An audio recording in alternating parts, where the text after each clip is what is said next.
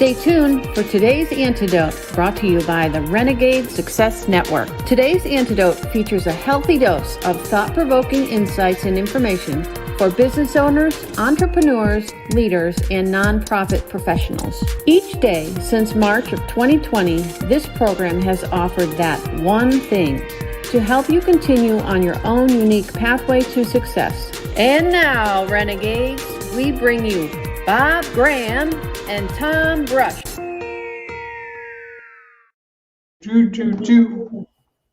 Tuesday. Had to think about it. I almost forgot what day of the week it was. We have dogs in the background.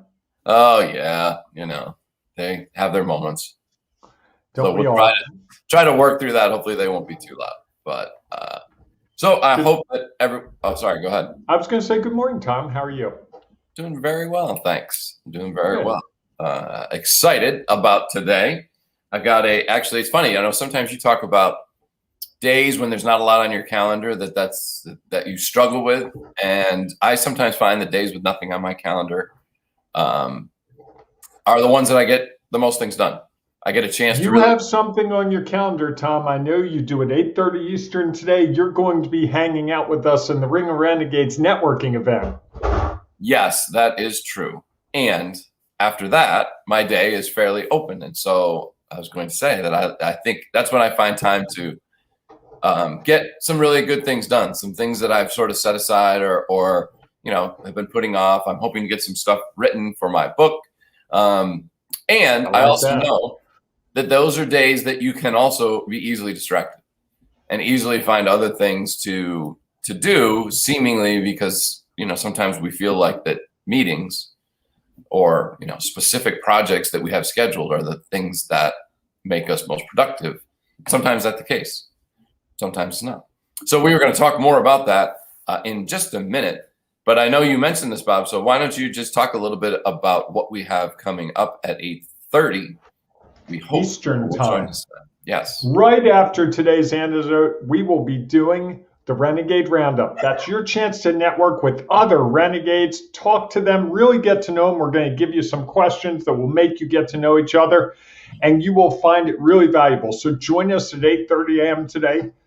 Tom, what's the easiest way for them to find that information? Go to the Facebook page and there'll be an event there?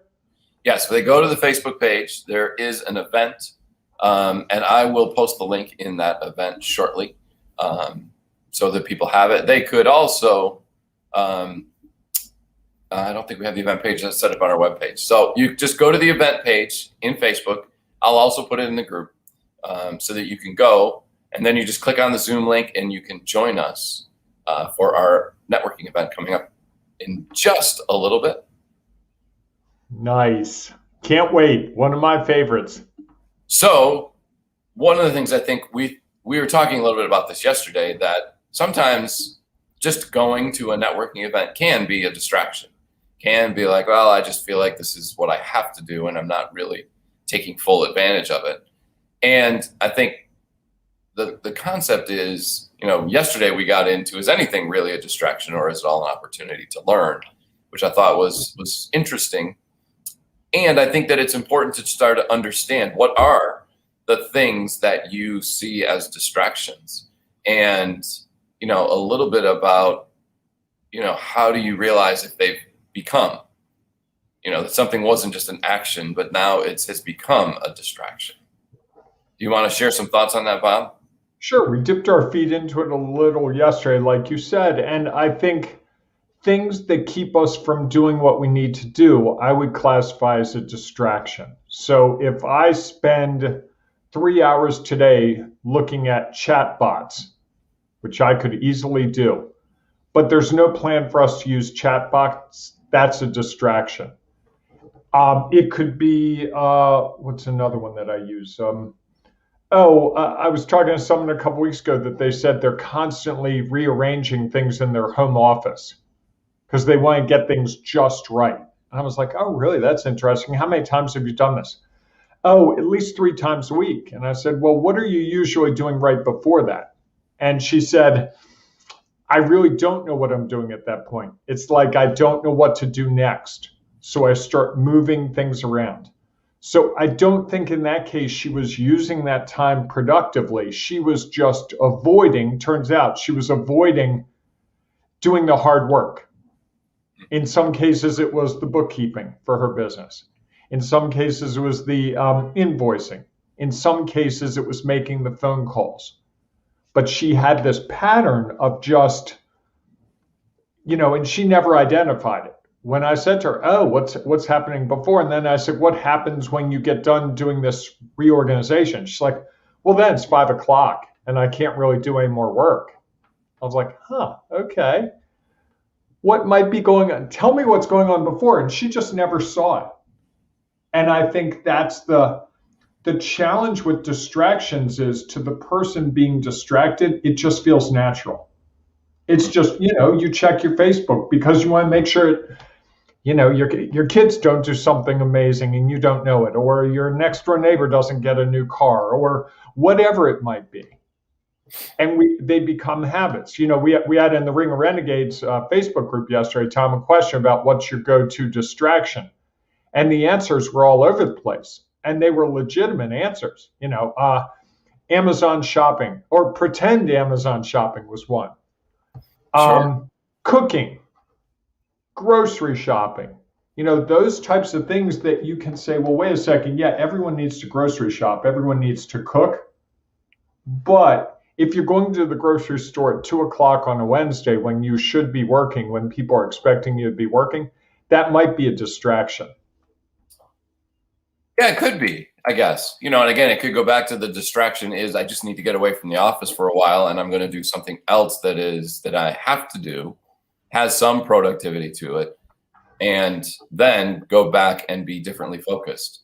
And I think that's that maybe is the key thing. We talked about that a little bit yesterday, is that, I find that two of my distractions are working out and driving, because I find that I get away and I start thinking about different things. And then usually ideas will come to my head about something that I was struggling with, because I'm no longer just solely focused on that.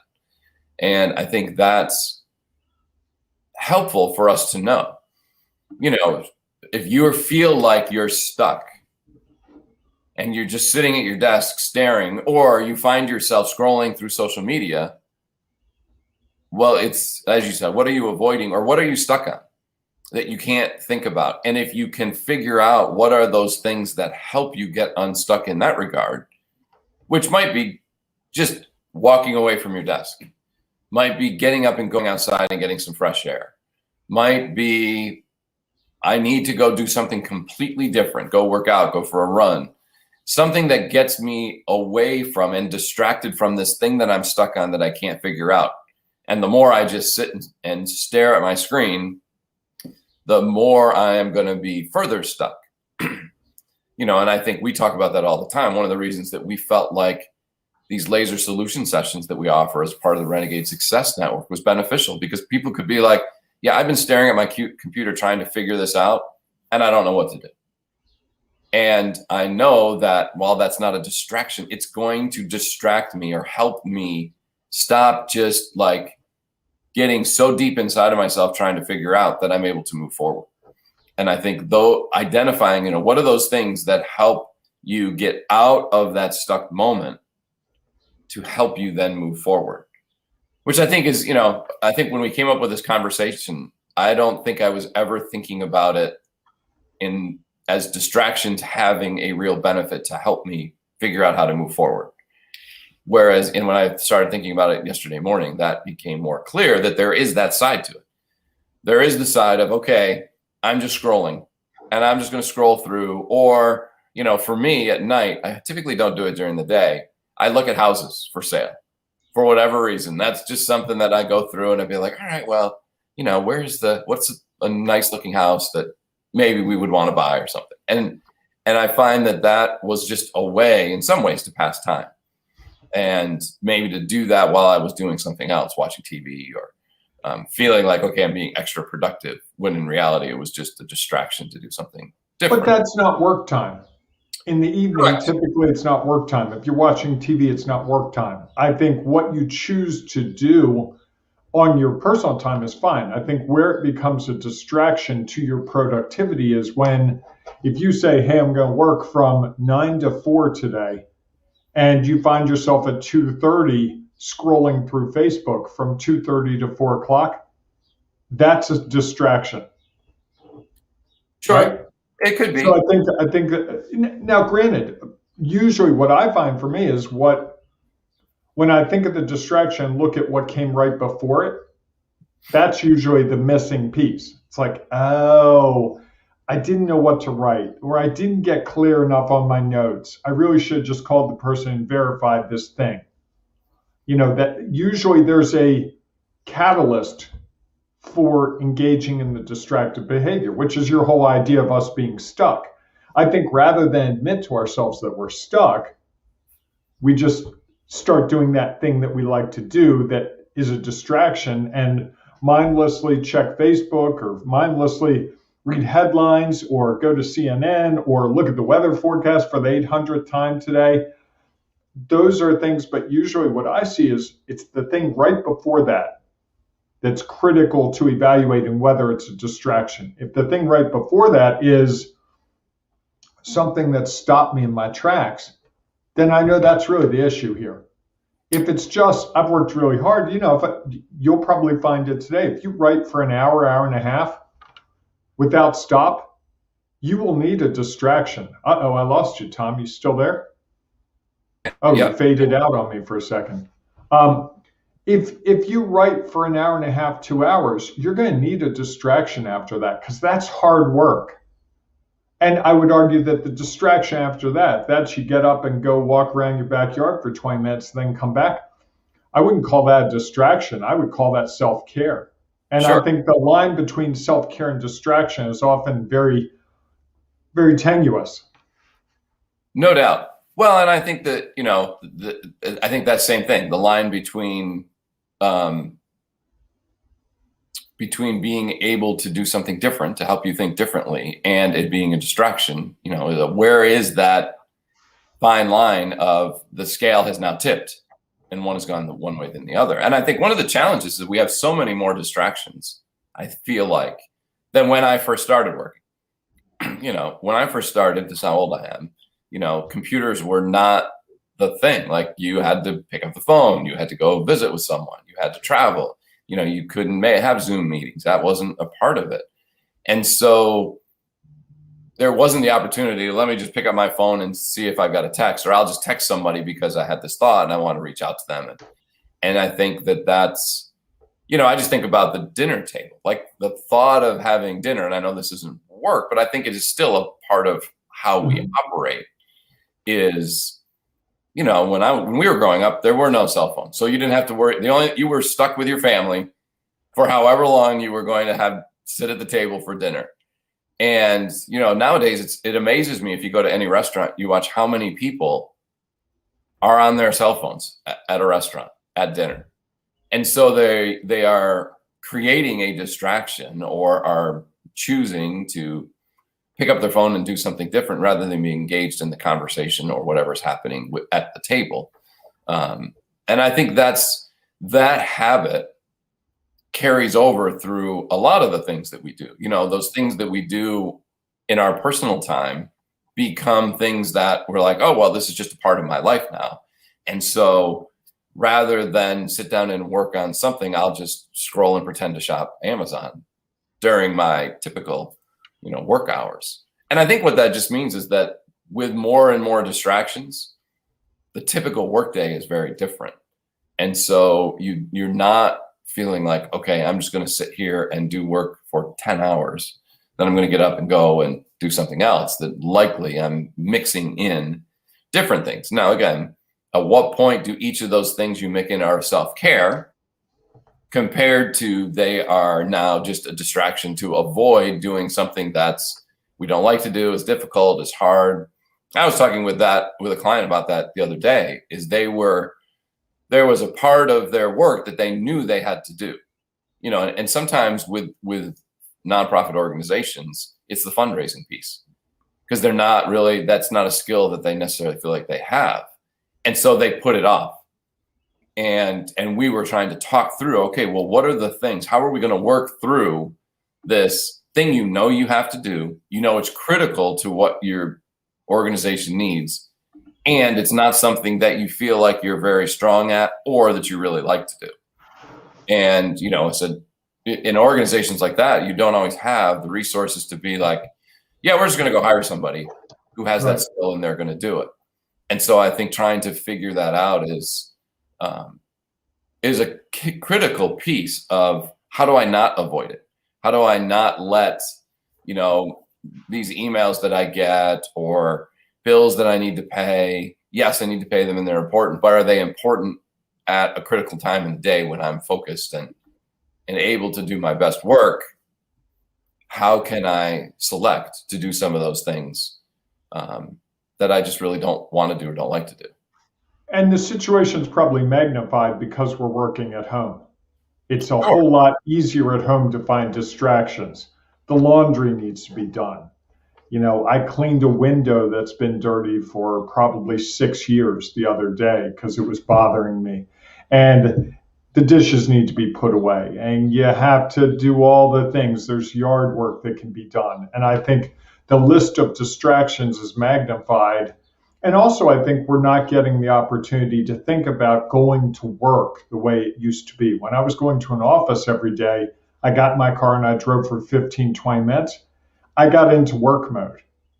And my other aspects of life disappeared. Now, they're all blended together. Everything is just mashed together. So I think the distractions come faster and are more prevalent. And if you've got children at home and you're trying to work, that can be a huge distraction, which you can't control. If you're trying to help your kids with their online school, that's a distraction, but it's also something that needs to be done. So at that point, it's just a huge inconvenience. And when you talk to people going through that situation, you and I aren't dealing with that. But when you talk to people going through that, their days are just a mess. Like they're negotiating, hey, can you do your schoolwork from 9:30 to 10:30 because I have a big work phone call, and then 10:30 we'll have a snack. Right. The reward at the end. Well, the 10:30 snack isn't what the parent wants to be doing at 10:30, but that's what they've got to do to make the 9:30 to 10:30 window for work available. So it's a challenge. I mean, there's no doubt that that's and it'll be interesting, as we go back to whatever organizations decide about being in an office, not being in an office, working remotely, not working remotely, is we have spent a year for some people with a very different looking workday. And the ability to then do that, to go back to, okay, I'm going in the office for 8 hours a day. What does that look like? And can I stay focused? If one of my fears is that people will take some of the habits that they have started, which means I've had distractions during the day, things that I've had to do that have taken me away. So I start working later at night. Yep. And then that just becomes, okay, we go back to the office and now I'm working all day in an office, coming home and feeling like, okay, I still have stuff that I need to do. I'll do it at night. So the work day, kind of, I think what happened when we first started this, the workday never ends. It's just a constant flow of when I have moments, I'm going to plug in and do whatever I need to do to help me accomplish the task that I'm, assigned to accomplish. And so I think that even going back to an office will be challenging for those people who have gotten used to, hey, I know I've got to get up and do this, and it's going to take me away from it. Now to think about, I'm stuck at my desk doing, I don't have those things that will take me away, and I'm just laser focused on this. Like you said, how long can you do that before you start losing some productivity? I did a workshop shortly after the pandemic started on working remotely, and one of the people in one of the workshops described the situation as, my work is a distraction from all the other things I have to do at my house to make sure everyone else is being productive. She had children, she had a husband, she had a parent who was living with them. And she said, I really feel like work's the distraction, not all those other things. And I think there are plenty of people that feel that way. Oh, sure. I've had some days where work is like third or fourth on the list just because life gets in the way and you can't do anything about it. And I think you're right. It's blending together. So, Tom, I want to get one comment in here because we have a comment. I don't know who this is. Getting derailed is usually seen as a bad thing unless you're in a rut. Then it can be a very positive thing. There you go. So, thinking along the lines as you were yesterday and today. So, Tom, as we get near the end, because we have to go get ready for that really great Ring of Renegades. What? I totally blanked. Ring of Renegades Renegade Roundup. Thank you. Renegade Roundup. Renegade Roundup. I was having some sort of mental block there. I was distracted by reality. As we get there, what's your one thing today? I think when we talk about identifying yours, I think it's helpful to know, like, on one side, what are those things that you can find yourself just going down a rabbit hole where doing this action is not really helping you move forward in where you want to be. Yes, there is value because you're gaining some knowledge in going through social media, and you might find someone you want to connect with. You might find something that's helpful for your business. There is some value to that. And at some point, you're just aimlessly scrolling, not even really looking. You're just trying to keep yourself busy. So understanding what are those and what is the point at which it has become a distraction. And I also think that it's valuable to identify what are those things that are helpful to you to provide that self-care that we need a distraction to, like, okay, I just have to step away from this and do something completely different that allows my mind to refocus so that I can come up with a possible solution to this thing that I'm stuck with. So I think just the more you can understand that can allow you to say, holy cow, I'm stuck. I need to get up, walk outside for 5 minutes, come back in, sit back down, and now I have a fresh perspective on what's happened. Nice. I'm not going to add to it. I think you handled it perfectly. Beautifully done, Tom. We will be back tomorrow morning at 8 a.m. Eastern Time with another edition of Today's Antidote. Remember, at 8:30, in just a mere 5 minutes from now, you can join us for our Renegade Roundup networking event. Tom has just put the link to it right there so you can see it. We really encourage you to come. If you're someone who's reluctant to network or someone who hasn't played the networking game successfully in your own mind, trust me, we will get you through it in a way that you are going to be amazed at how much fun you can have. This is one of my favorite things that we do, truly. So please join us for that. And please mark your calendar for tomorrow at 1 p.m. Eastern Time, because we'll be doing our weekly check-in, our midweek check-in, where you can tell us where you are on things, sort of talk through them, maybe get some advice. Some networking goes on there. It's an open forum where we can pretty much, within the Ring of Renegades Facebook group, discuss whatever you need to have discussed. You could celebrate your success. You could say, I'm having a horrible time with this thing. Tom could say, I'm stuck on the third sentence of my book and I can't get past it. And we'll encourage Tom to keep writing, Tom. Yes. So we hope to see you there. And just to round things out, Tom, what are we going to tell them about before we leave? So I thought that one of the things, I think as we discussed briefly, or I shared that, one of the things when you don't have a distraction and you're unsure of what to do next, having someone to talk it through with can be really helpful.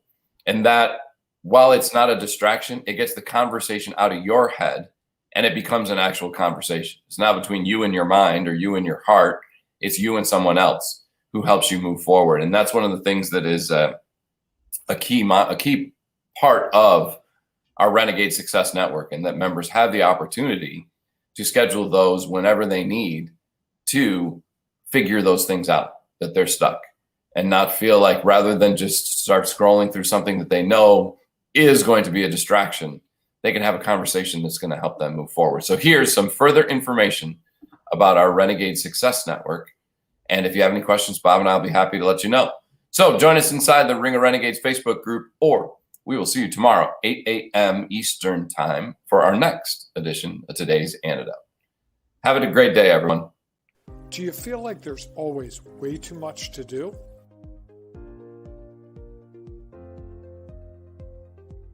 Do you have to delegate to yourself or someone who just doesn't care as much as you do?